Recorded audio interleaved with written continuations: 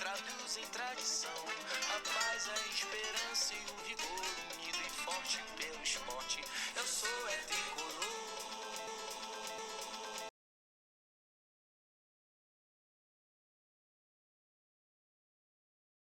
Olá, amigos do canal Unido e Forte pelo Flu. Mais uma vitória do Fluminense, classificação para a terceira fase da Copa do Brasil. O Fluminense nunca teve vida fácil em Caxias.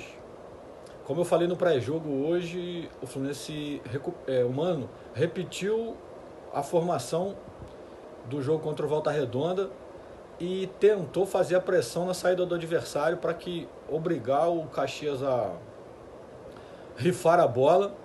E nós jogamos com 4 jogadores de forma ofensiva, sendo que a maior pressão em cima dos 2 zagueiros eram feitas pelo Arias e pelo Germancano, e com o Serna pela direita e o Canóbio pela esquerda.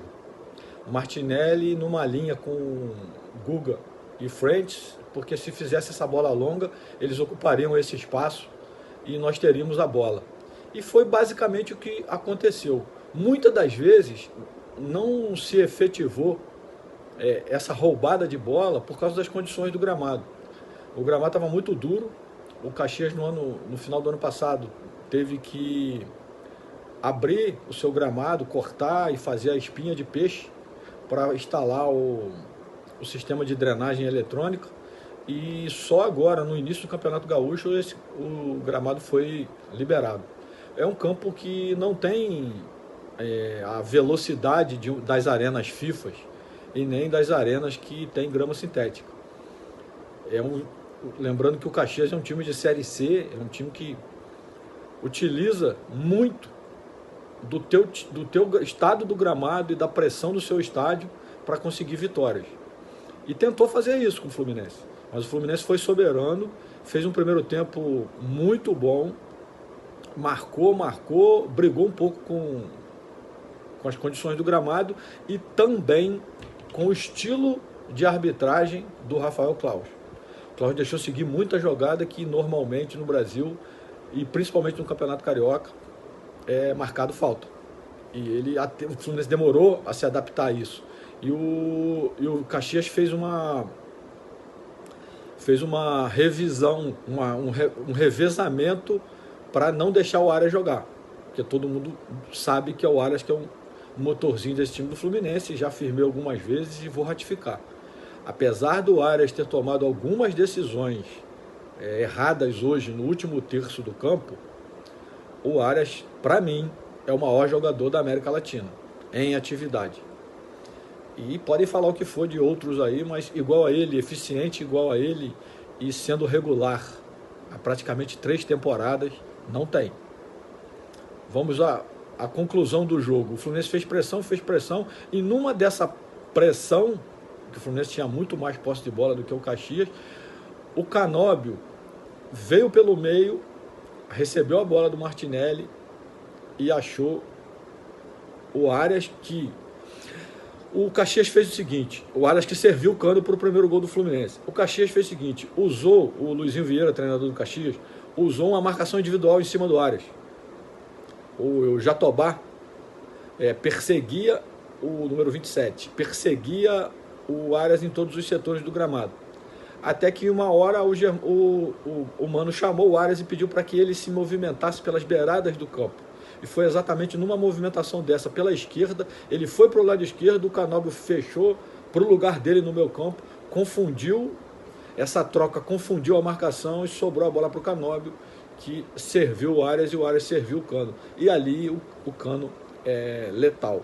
Ele já tinha tido uma chance um pouco antes, que ele entrou cara a cara com o goleiro, chutou em cima do goleiro. Muitas das vezes, essa pressão do Fluminense não surtiu tanto efeito, porque o goleiro do Caxias é muito experiente e saía muito pelos lados do campo quando a pressão era feita por dentro. Mas para fazer essa pressão com 4, tem que ser os 4. Estava entrando muito o Arias e o Cano, e ele tinha a opção de jogar com os laterais. O Arias e o Cano faziam a pressão em cima dos 2 zagueiros e ele saía pelos 2 laterais. Precisava o Serna e o Canóbio se comprometer um pouco mais nessa pressão para poder roubar essa bola no último terço do campo e fazer com que o Fluminense tivesse mais facilidade. Não aconteceu, mas depois do primeiro gol nos deu a tranquilidade, ajustamos um pouco o time e saímos para o intervalo com 1-0. Mano reorganizou o time, só que o Caxias mudou para o ataque.